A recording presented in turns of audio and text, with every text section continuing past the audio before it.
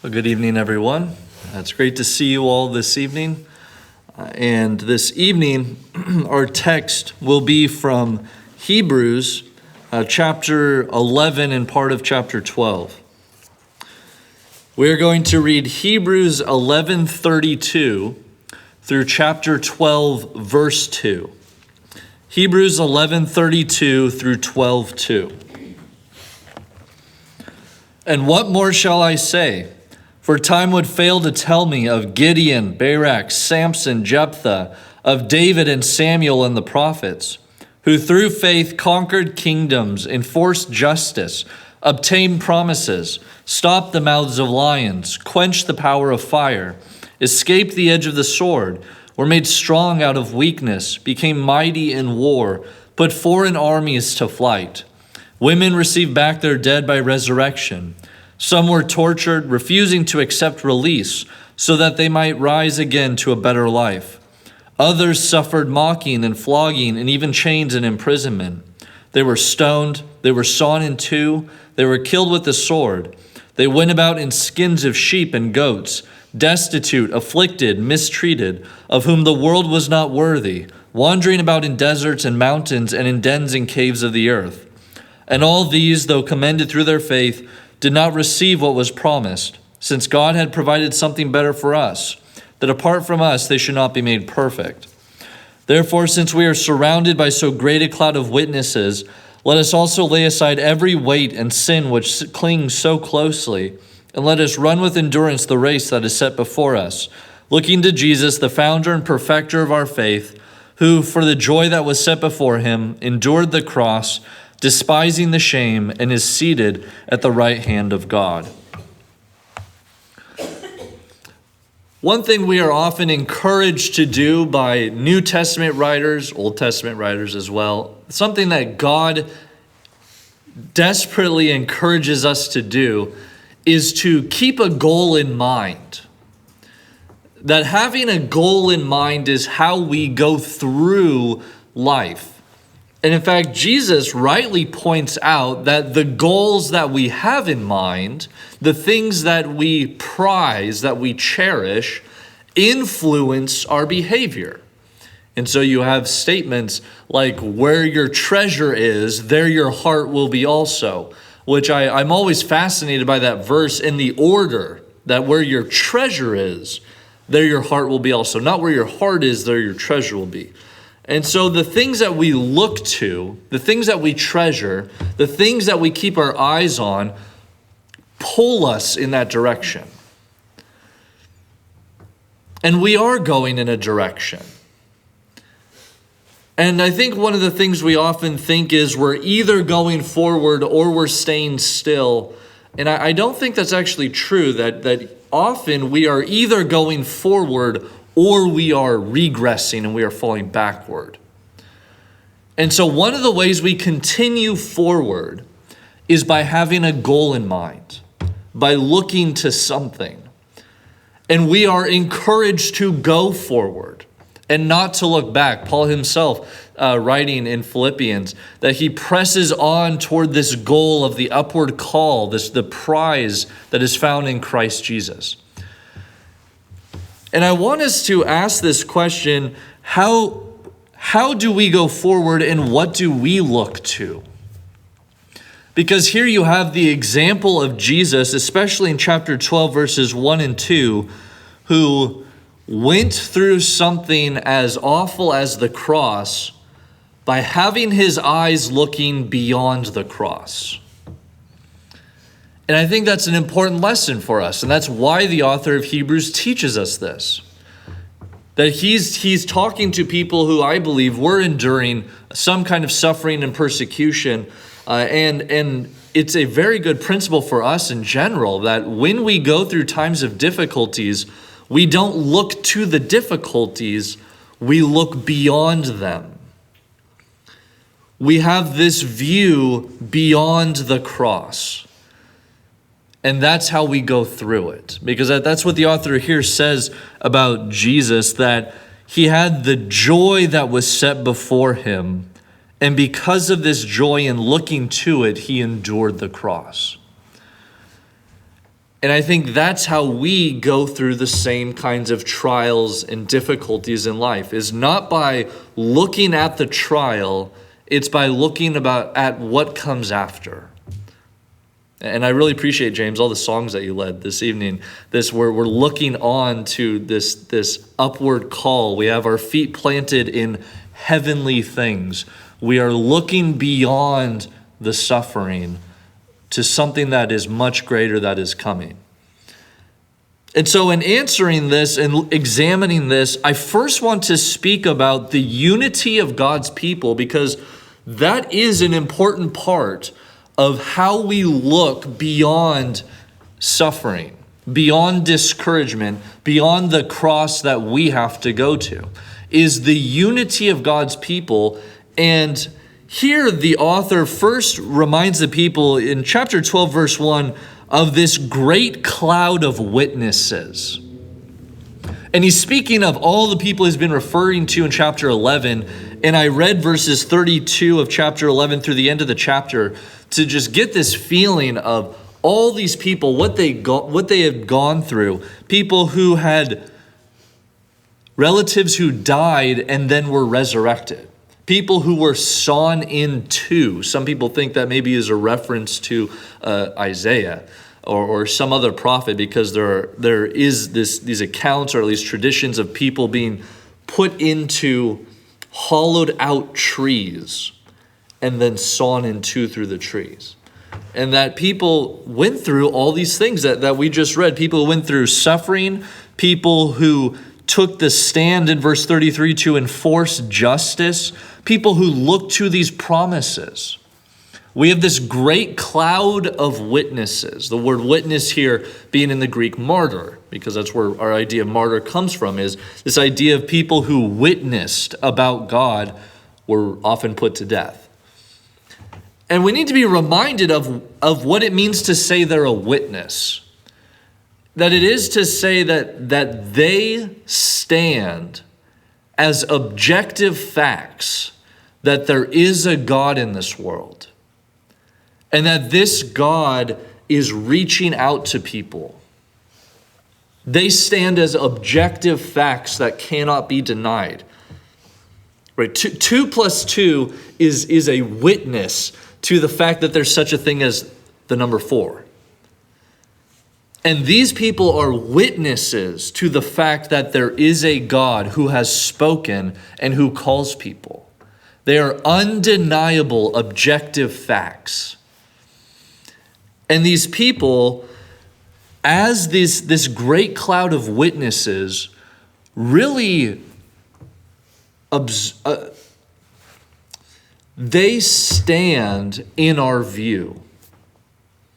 That is to say, they are almost like a giant mountain in the distance. If you ever, maybe in Florida this is not the best analogy to use, but it's like being around a giant mountain. I don't know if you've ever traveled or if you've seen big mountains like Mount Shasta in California, or like Mount Fuji or something. I mean, when you live near a big mountain, it is always there. And there's this sense of not just I see the mountain, but the mountain sees me. And in fact, it's because of that I can understand why some people in pagan countries deify mountains. Right? There's this sense of the mountain is observing me as well. I'm not just observing the mountain. And this great cloud of witnesses stands like this giant mountain in the distance that is observing us. And we don't just look to them, they look back. Because you have these verses, like at the end of chapter 11, verses 39 through 40, that all these people, though commended through their faith, did not receive what was promised, since God had provided something better for us, that apart from us, they should not be made perfect. That is, they looked ahead to the promises that we receive. And they looked ahead to the glory of God's people and to the glory of God.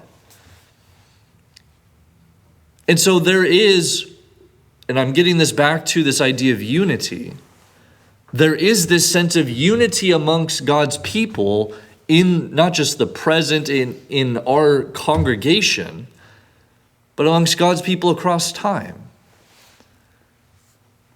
That they cry out as a testimony that what we have to look forward to is good and true and from God.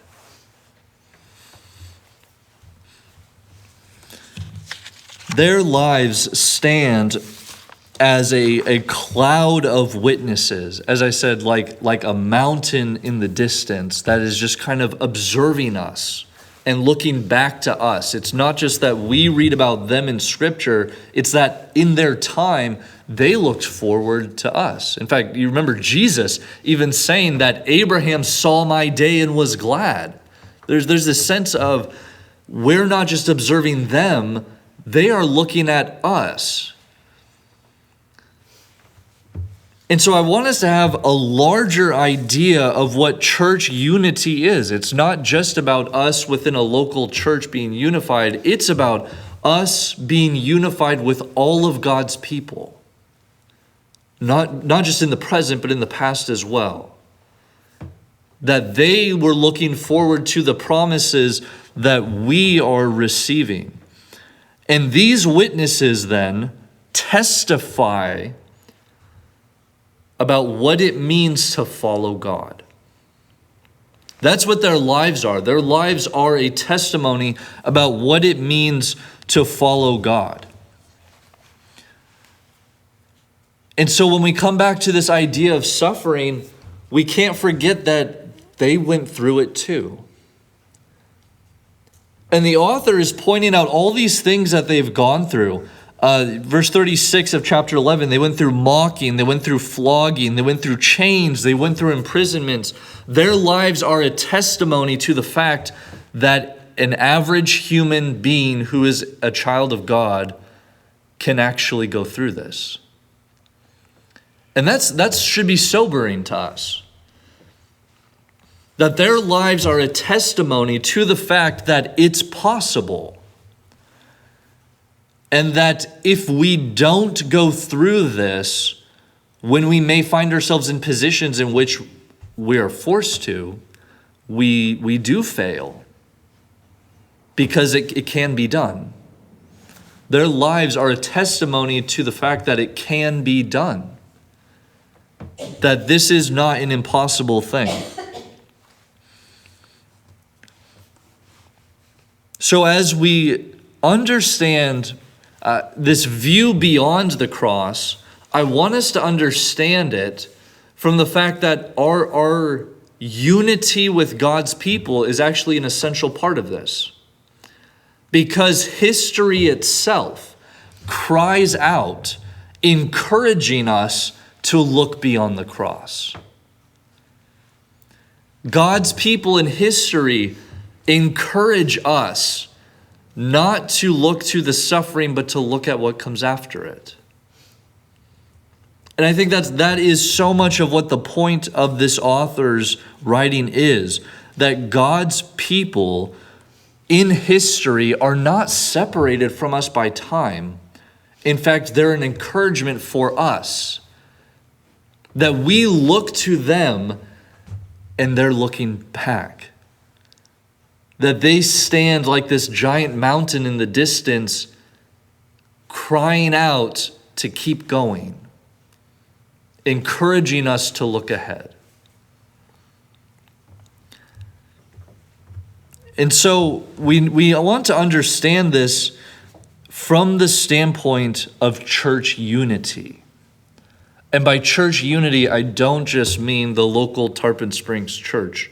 I mean the unity of God's people. That God's people encourage us to go through trials, to go through suffering, but to go through it in such a way that we look at what comes after. Because that's how they did it. They looked to the coming promises, and we look to the same thing. And so this author, writing about the joy of Jesus, that Jesus, who for the joy that was set before him endured the cross, Jesus had this joy he was looking forward to, and it's a joy that we share in And we share in it with Christ. And we share in it with God's people. And not just God's people who are alive today, but God's people across time who encourage us to look to this joy. So as we're looking at these verses, really verses 12, verses 1 and 2, we have to start with verses 32 of chapter 11 at least, to understand that this encouragement to look beyond the cross is primarily rooted, or at least first rooted, in our unity with God's people and even those who have come before us. That God's people are encouraging us to look beyond the cross together. That they went through trials and suffering looking to something that comes after that is better. And they've done it. And they've received their reward. And now they encourage us and exhort us to go through the same thing. Not to get caught up in the trials and afflictions, but to look at what comes after. And I don't know about you, but I find that very encouraging to know that God's people, even across time, even in history, are encouraging me to keep going, to keep running the race. You have that image here in chapter 12, verse 1. Therefore, right, since all these people went through this, therefore, since we are surrounded by so great a cloud of witnesses, let us also lay aside every weight and sin which clings so closely, and let us run with endurance the race that is set before us. You have this giant mountain in the distance, this great cloud of witnesses encouraging us to run with endurance the race that is set before us. But not to get caught up in it, but to look beyond it to the better things that are coming. Just as an aside, I like this passage a lot, chapter 12, verse 1, because I think, this is just my opinion, you can take it or leave it, I think the author is actually making a distinction between weight and sin. He says, let us lay aside every weight and sin which clings so closely. I think there are some things that are sin in our lives that we've got to get rid of. But I think there's some things that aren't necessarily sin, but they still weigh us down. And I think about this passage a lot. I think there are plenty of things in our lives that aren't sin, but maybe they still weigh us down. And we are being encouraged to disconnect from them, to lay them aside. The things that can come between us and this race we have that we're in the middle of running, to lay it aside. You imagine a runner, a person who's running, the last thing they want to do is add weights to them. In fact, if you watch the Olympics or you enjoy seeing what those athletes do, many of them, runners, swimmers, they go so far as to shave their arms and legs, right? Because just the tiniest fraction makes a difference. The last thing a runner wants to do is to add weight while they're running. And like I said, sometimes there are things that are sin we've got to cut out, and there are some things that maybe aren't sin, but they weigh us down. And I think the exhortation is really to get rid of that as well. That's just an aside, something I really appreciate about chapter 12, verse 1. But I want to get back to this idea that there is a unity in looking beyond the cross. That God's people did it before Jesus came. And that Jesus himself despised the shame by looking beyond the cross. And the author is encouraging Christians to do the same thing.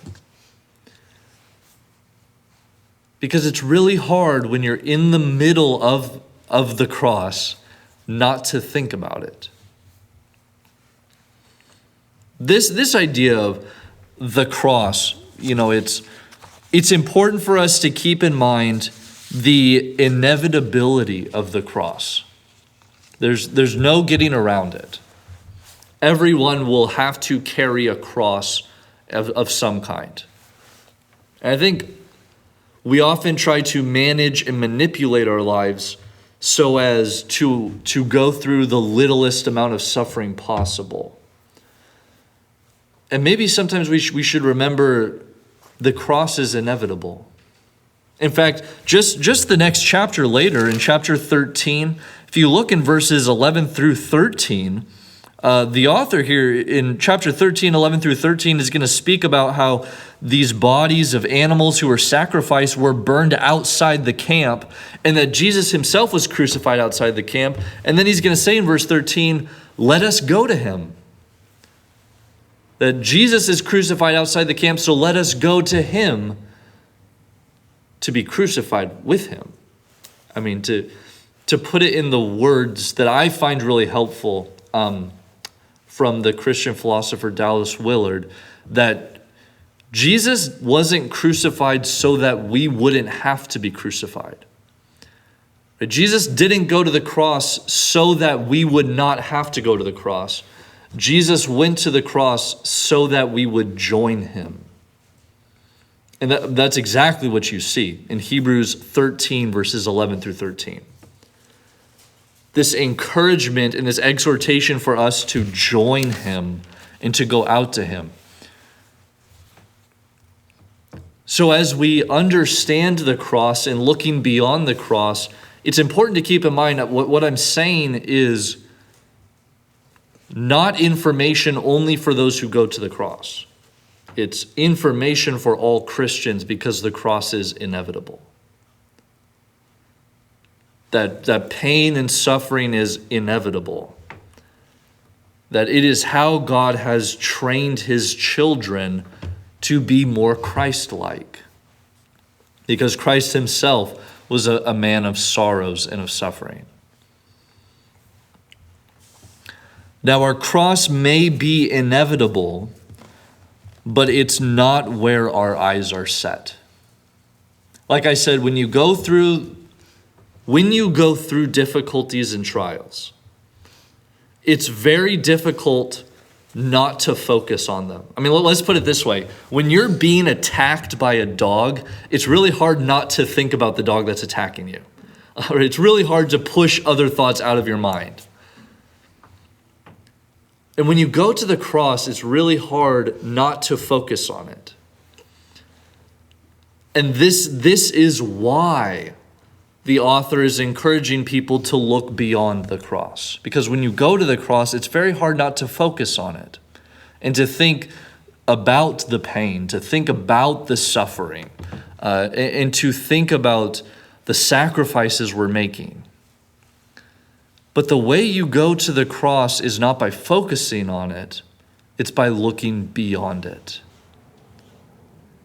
And that is one of the great examples that Jesus has given us for how to go through life in general. And this is why I began with looking at the unity of God's people across time, because this great cloud of witnesses, they encourage all of us today to look beyond the cross. They stand as this testimony that it's possible to go through these trials, extreme trials, being sawn in two, being stoned, being killed with the sword. It's possible to go through them and to look at what comes next. In fact, the question we should be asking is it possible to rightly go through them without looking beyond it, without looking to what comes next? It's really hard not to think about the suffering while you're in the middle of it. And if you don't look beyond the suffering, it will just eat you up.